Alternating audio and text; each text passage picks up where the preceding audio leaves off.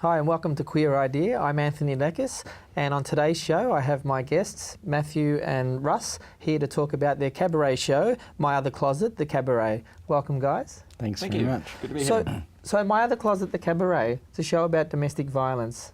Why a show about domestic violence? I'll take that. Sure. Yeah. Domestic violence. I experienced domestic violence in a relationship that I was in for about 5 years. And so we decided that it was an issue that's just not talked about. It's an issue that a lot of LGBTI people don't even recognise. And we felt that it was important to expose this issue, and the way to do it from our perspective was via a play initially, we thought, and then because I'm a singer, we thought a cabaret format would probably be the best way for me to be able to do that. So the show is basically based on my own experience. Right. And Russ, what's that like for you, or Matthew, as you were both putting the show together and coming up with the material for the show? We're talking about a very personal story, perhaps one that some members in the audience will be able to relate to, considering the prevalence rates of domestic violence in the queer community. What was that like for you both to be able to sort of co-create this play? It was scary to start off with, and what I found during the process was that some of the demons that I thought that I had locked away for a very long time and were gone raised their ugly little heads. And so during the process of putting the show together, there was a number of things that I had to confront and deal with. And hopefully I've done that now. I think the other thing is that the show itself is kind of poetic in that it's taking a, what was a really negative experience for us and turning it into a positive. We're using that experience through the medium of cabaret. We've created something that people say is an accessible format for them to kind of explore the issue in ways that are sometimes confronting but also challenging and motivating and powerful is the word that people use.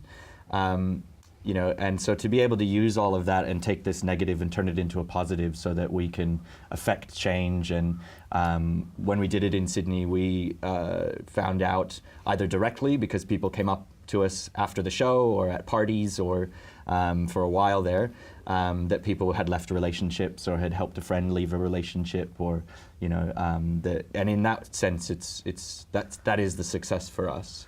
Right. That's what we've done it for. So people were actually able to identify specifically with the theme of the show that they were victims of domestic violence or perhaps even perpetrators. Do you ever have perpetrators or people who use violence in their relationships comment about your show? Yeah, we did have. Yeah, we had one or two. Yeah. We had one or two. A lot of the audience were related to the victim, or the victim, and whether that be themselves or whether it be a family member or whatever. What it did do is it highlighted to the people that were in the audience that what some of the signs are, the things to go looking for, the things that rather than passing them off, just be aware of. Right. So is that what part of this show is about, to educate the community about what to look for, about how to identify domestic violence in your relationship? Absolutely. Yeah, absolutely. I think in and as a bystander as well, that was kind of the theory from the beginning, was that if people are in the audience and they're experiencing this and they can recognize it, then that's fantastically helpful. We've got a counsellor on side every show. We have a Q&A panel at the end for people to be able to ask questions and talk about what's happening in the sector, what's happening.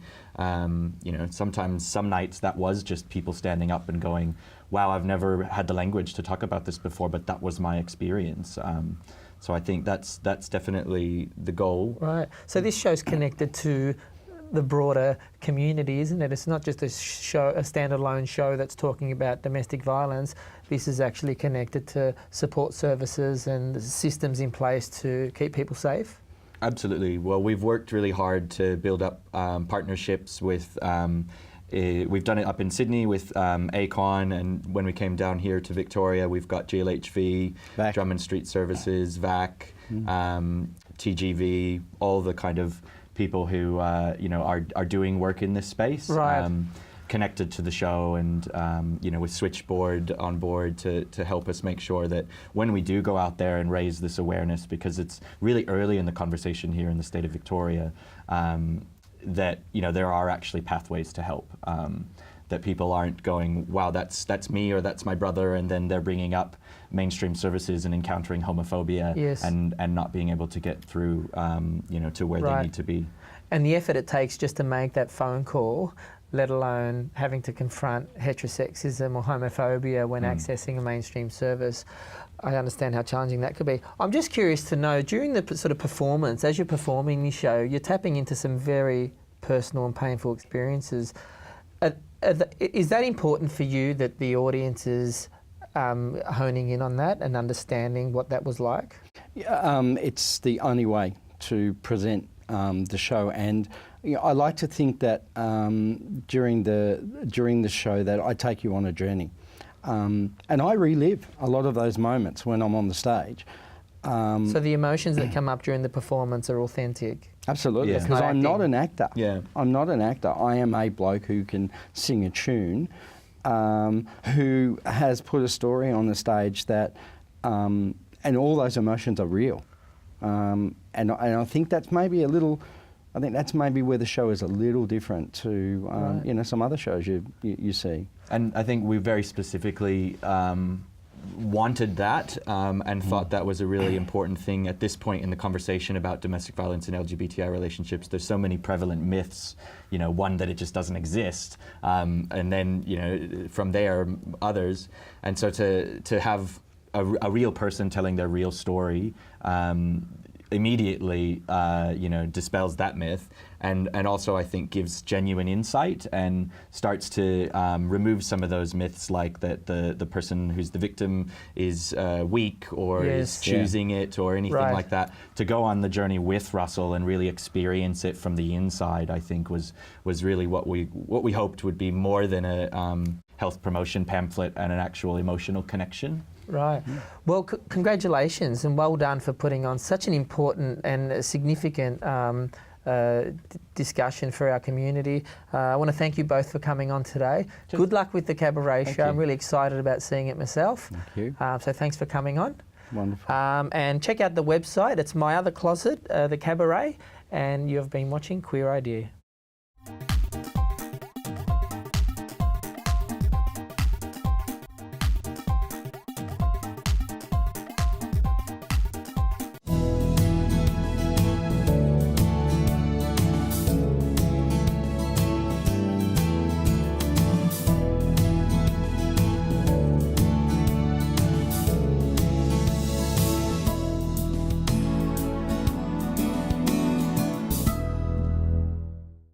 Hi everyone, you are joining us here on The Talk on Bent TV, where we are giving young LGBTI people the talk that they don't usually get back at home. A lot of straight people tend to get the talk by their parents letting them know about the birds and the bees, but for queer people they don't really get that. So we here like to explore issues that affect primarily young LGBTI people that they don't necessarily get to talk about with their friends.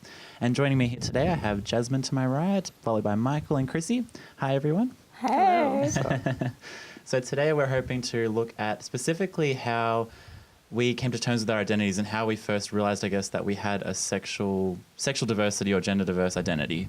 So to begin with, I guess, I was curious to know from you guys, how did you first come to know that you were gay or queer? Jasmine? Oh, I first had an inclination when I was in preschool, actually. I had a crush on a girl in the class. I remember running home and telling my mom, you know, I have a crush, and she was like, oh, it's great that you made friends. And so I dropped it for a while. But and quickly made it that it wasn't like, it's not an actual crush, it's just like a friendship. Yeah, you know, good. So I put it to the back burner, and when I kept getting older,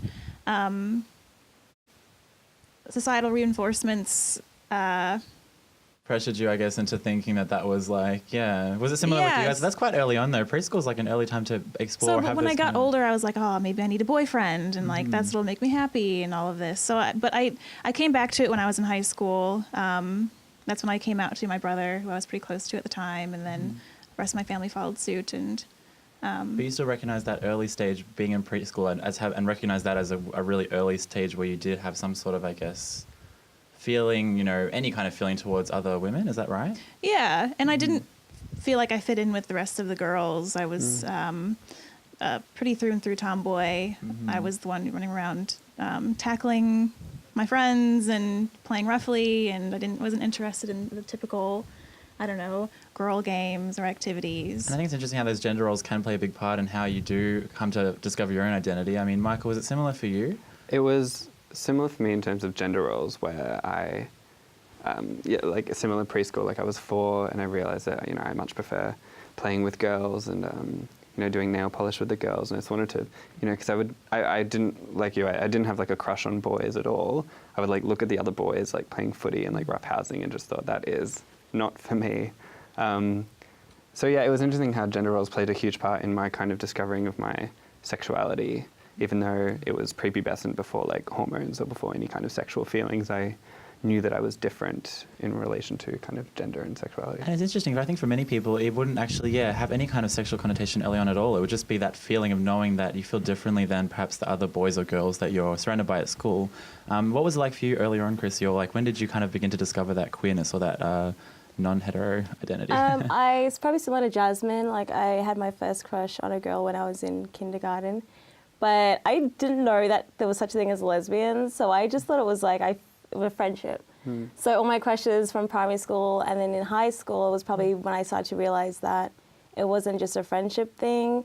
But I, at the time, identified as bisexual, so I kind of just thought that I liked both. But I definitely think that as females, we're kind of pushed to really embrace liking guys, and yeah. And that was part of that is part of like the whole like gender roles that are put onto people when they're young. Do you think that's the reason?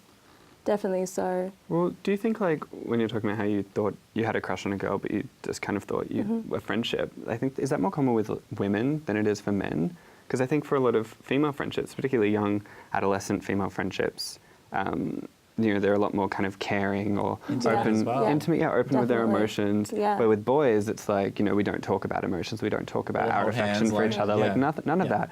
And so for girls, having those feelings would get really blurry because it's like, how do you draw that line between friendship and kind of more? Whereas I think men, boys, are actually almost dissuaded from having those close relationships because it is perceived as being gay. Yeah, exactly. And when you're young and you're still unsure, you're developing that kind of queer, questioning your identity, having those messages fed to you that you shouldn't have those close relationships, it pushes you away and it does make you feel on the outer. And it probably isn't until later on that you really do recognize it, perhaps through puberty and that's more sexual awakening, in that way.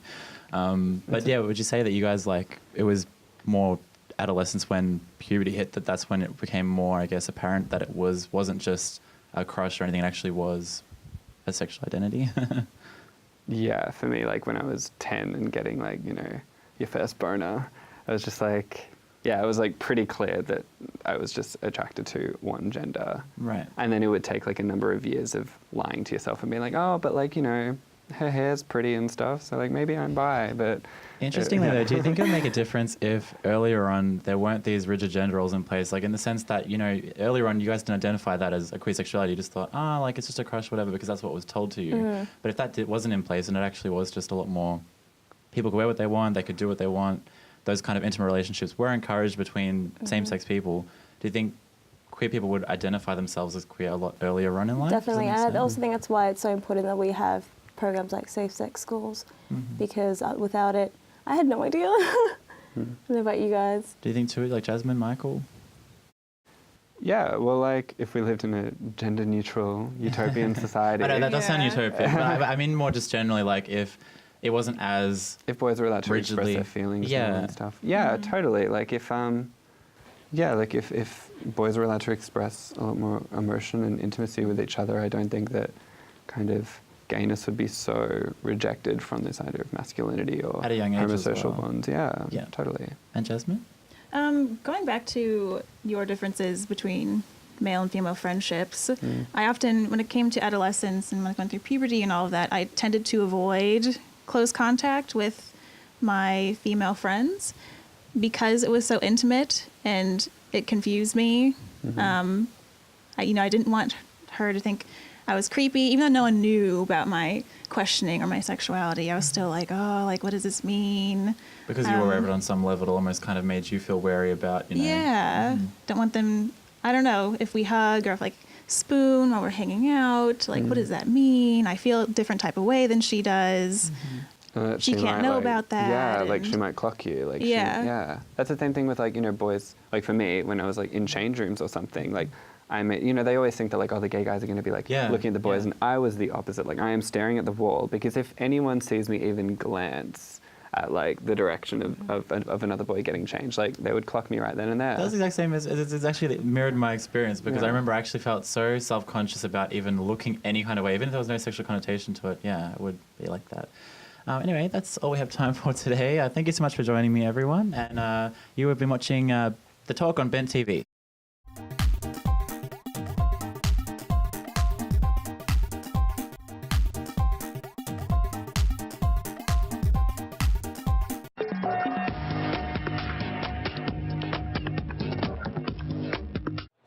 We're here at the meat market at the Midsumma's launch, and it's the Midsumma's 30th launch. It's the 30th birthday of the Midsumma Festival. There's over 130 events throughout the guide. There's something for everyone all over Melbourne. You should check it out. I'm here at the Midsumma Festival launch with the darling of Midsumma Festival, the fabulous Dolly Diamond. Hello, Dolly. Are you well? I'm great. How are you? I'm really well. Are you having a good night? I am, and I loved the launch. What a lovely launch. It's wonderful. Now, I hear you have 2 shows in the festival this year. Yes, I'm greedy. You are a very greedy girl. Now, one of them is at the festival bar, which is at the Arts Centre, and you're doing a piano bar on Monday nights. Yes, with a lovely man called Andy, and we work at the piano bar in Geelong. And I said, when I was offered it, I thought, why not? I love that little bar. They're doing a mean espresso martini. Lovely. And, all the other booze as well. And, but I thought, why not? I mean, it's not overly active in there, is it? No. It needs a little bit of life. And I'm only on a Monday, and I think that'll do it. Who better to bring life than you, Dolly? I'm ready. Oh, you always are. Ready. Are you going to have some fabulous Arts Centre guests? Yes, well, not only Arts Centre. Oh, Midsumma as well. No, mainly Arts Centre. I think it'll be everyone, but I do know that Johnny Woo and Legato Chocolat will be there. Oh, my God. Well... And I want them all, though. I want all the... But really, it's about us having a laugh. It is great that there's such a great program at the Arts Centre, isn't there? Yes, I think we mentioned only the other day that they built it right up. And that's what we need.